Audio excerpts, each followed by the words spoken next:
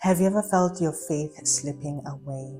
Like every time you try to focus on God, you find yourself being distracted. Then you give into these temptations that actually lead you away from Him and astray.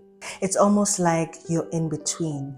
At times you're following God, and at times you are not. At times you are obeying in Him, and at times you are disobedient, and you find yourself going back and forth.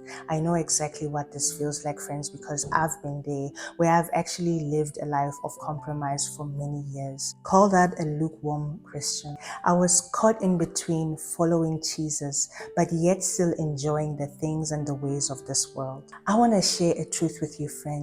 Surrendering to God is the key to freedom and the peace that you are looking for. So today I want to share a little bit of my journey of living this life of compromise, giving into distractions, trying to run away from my brokenness, to now living a life embracing healing and transformation that only God can give, and how I allowed that to take place in my life.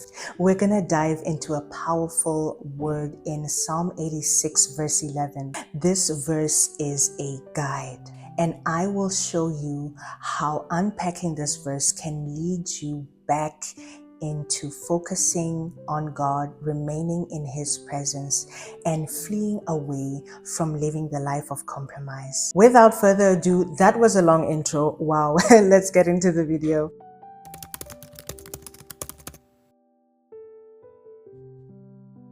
Hi there, friends. Welcome back. It's still a fresh new year. So I just wanted to say my name is Ruth Hess, and this is a space where we grow in faith and personal growth. If you like such content, hit that subscribe button. If you're new here, this is what we are about here.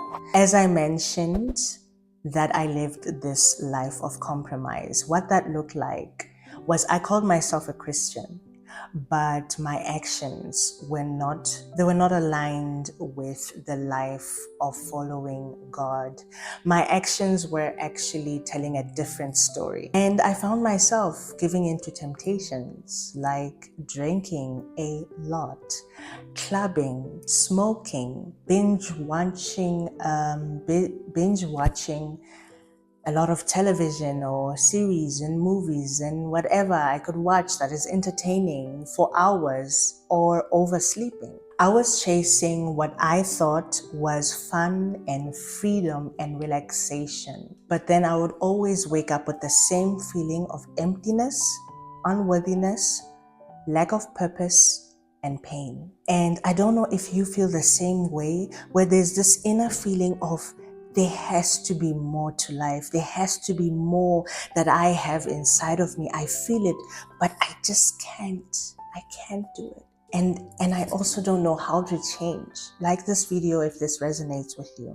So at the time, I was leaning onto this forms of escape because I felt like it was giving me relief from stress, anxiety, responsibilities that are heavy and burdens in my life and in my heart. But the truth is, every time I ran away from these things through finding these distractions, I've met with the same fear, with the same pain, with the same obstacle, like it never went away. It wasn't until I hit a very low point in my life. It's one of those moments where I felt defeat. Then I just turned to God in desperation and asked God for help. And when I opened up to God about all of this in confession, in transparency, and in my weakness, He showed me something that I didn't really understand. And it was the fact that I don't need an escape because He is available. You see, God was showing me that this place where I was seeking an escape is a gap that only He can fill. He healed me truly from the root. And I found that I actually didn't need the escape in the first place. I was deceived into thinking that this is life. But this is why He's the truth and the life. So I think this is a word for somebody today. God wants to pull you out of what you are using as a temporary relief that is actually causing you to be distracted from Him. because he wants to heal you from the root. He wants to heal you from the root of why you are running away in the first place. This is why Psalm 86 verse 11 is a very powerful prayer that David prayed.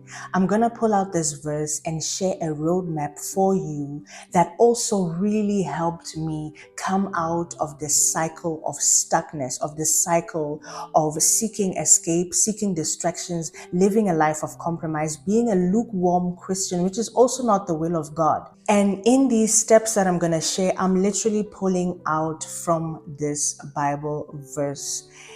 We're just unpacking this verse, friends, and let us make this practical, where we actually see and envision and intentionally set actions that we are going to take out of the wonderful word and the wisdom of God. So, as I shared that surrendering to God is the key, I want to share with you this roadmap of surrendering. This is the prayer that David prayed, and I believe every believer should be praying this prayer. He says, "Teach me your way, Lord, that I may rely on your faithfulness. Give me an undivided heart that I may fear your name." This verse serves as a reminder, and it also reminded me to seek God's guidance, rely on his faithfulness, and strive for an undivided heart. How do we do that? Let's get into the first line of the verse, which says, "Teach me your way, Lord." So when we find ourselves in the middle, in this life of compromise, where we're in and out following him, and at times following the ways of the world, usually this happens either because we are confused with who we are. We don't know our true identity in Christ, nor do we know who he is, his nature, his character, what his thoughts are about us and our ways. We may be unsure in our lives and confused. So David's prayer here emphasized on the importance of seeking God's guidance. This is a request to God that we pray, to ask him for his wisdom to align our lives with the plan he has for us and the purpose that he has for us. So how do we apply this? Like I said, I love to give practical tips and steps that we can actually apply. Pray and reflect while reading the Word of God. This is you returning to God's will, to seeking his guidance and the wisdom that he has, what his thoughts are, what his ways are, how does it relate to this way of my life. Lord, I find myself binge watching all the time. I oversleep, I overthink, I think negatively, I am angry at this person is occupying my mind 24/7. I talk down to myself. Lord, I have a drink just to get my mind off of this thing that is bothering me, constantly giving me stress. God, this is you now seeking God. Lord, show me what this means. What do you think about me thinking these things? What do you think about me giving into this temptation? What do you think about this? What do you say? What does your word say about? Be specific. This is why I encourage you to reflect and acknowledge where you are. The second step in this roadmap is, as we continue, this Bible verse that says, "That I may rely on your faithfulness." Usually when we are living this life of compromise, we feel like God has abandoned us, that because we are giving into the things we know deep down inside God doesn't approve of this, we feel like he has turned away from us, like we are distant from him. It's even difficult to pray or to keep a consistent habit of prayer. We want to, but it's difficult.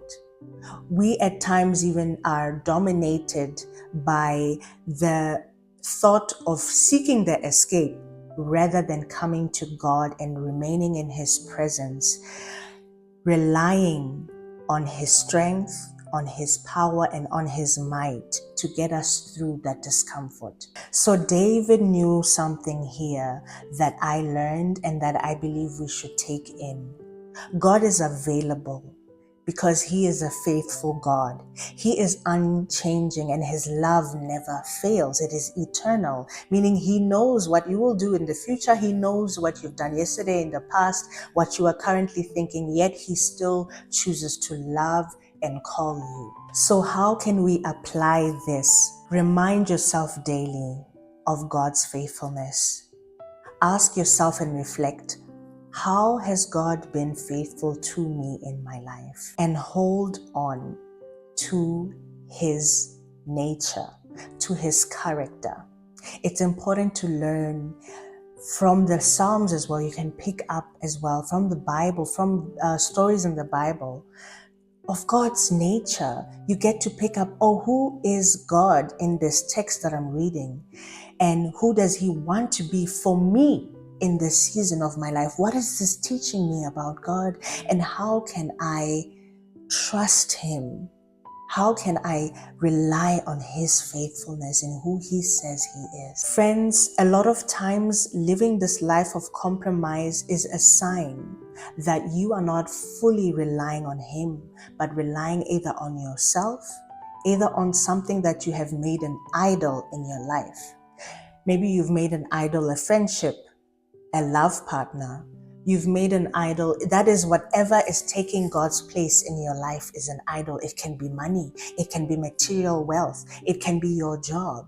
So instead of going to God, you are thinking and constantly meditating on this other thing. How am I going to make this better? How can I go this? How can I make this person love me more? How can I satisfy this person? How can I? And not saying, God, I give this to you. I trust you with this, with my heart. So let go of being in control and trust God with whatever it is He's calling you to step into, which is to rely faithfully in Him. I hope that this is serving you so far. Now, the third step here we find in the next line, which says, give me an undivided heart. This is a plea for a heart that is committed and obedient to God. A heart like this is free from distractions. A heart like this is not easy to give into temptations. Yes, the temptations are there, but an undivided heart is under the full authority of the Holy Spirit, of the Spirit of God.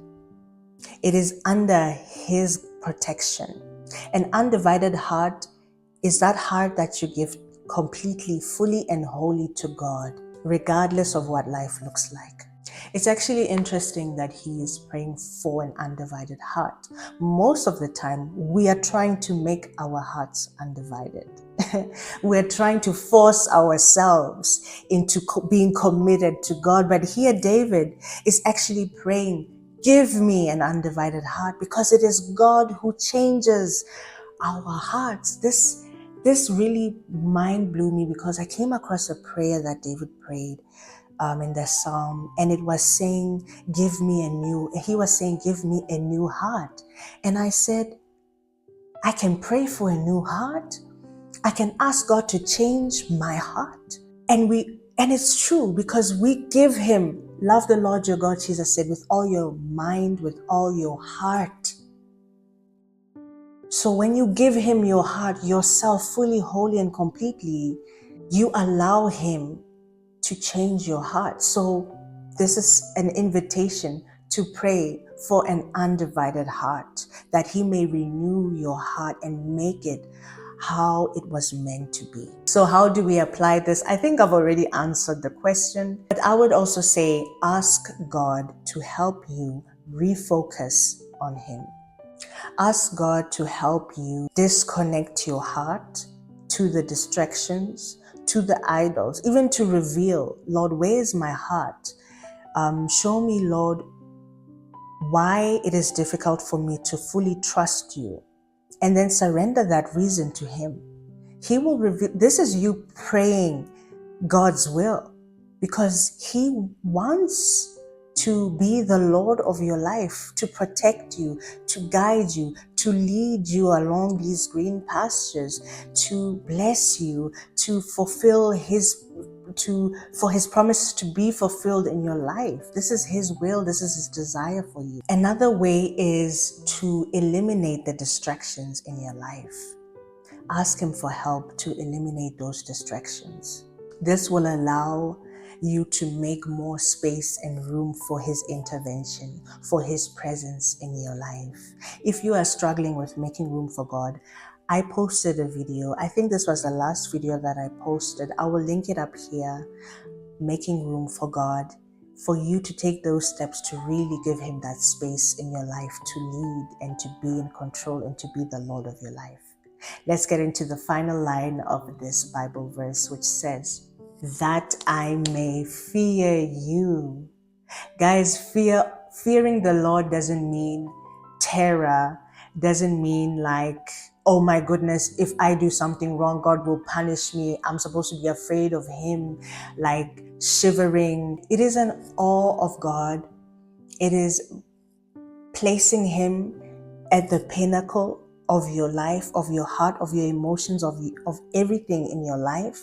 It is reverence and admiration to God as your Lord, your King, your deliverer, your Savior, your protector, your provider, your deliverer, the horn of your salvation. It's having that and placing him there gives you that deep respect for him, where you don't tolerate the things that are not from him, that are trying to seep into your life, because you know who you are in Christ. How do we apply this fear of God?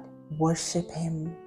Live a life of true worship in God, in praising and lifting him up, reminding yourself daily of who he is, his nature, his character, his attributes, and focusing your gaze on him, on Christ, the perfecter of faith. Meditate on his attributes that you find when you spend time with him in his word. This will it will increase the fear of the Lord, and you will build that fire for God, where a compromising lifestyle is not in any form of your interest or your body or your mind.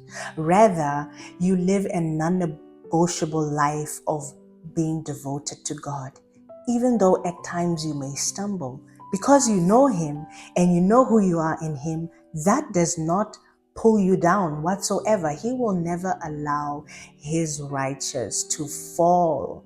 He will lift you up in everything. Though you may fall, you will rise and soar like an eagle. I think I've said enough. I think I might talk too much following this, but let me just leave it right here. I hope that this has served as a form of encouragement, but not only encouragement, but you see yourself taking actionable step to living a life free from compromising your faith for something that doesn't serve you, for something that doesn't serve your walk with God, that doesn't serve your precious heart, but rather to living a life that is devoted to God, devoted in the calling he has given you and the purpose that he has promised you in your life.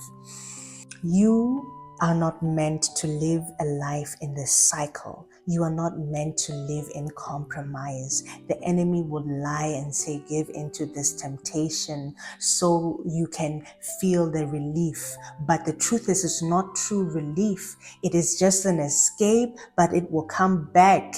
It doesn't go anywhere. Only God can eliminate the pain through healing, because he is a healer. He can eliminate it through giving you the knowledge and the wisdom and the power to overcome these obstacles, and he will gives us the authority to push them out of the way. As you discover who you are in Christ, then you can walk that life of freedom that he has called you to walk. And bless you. Ciao.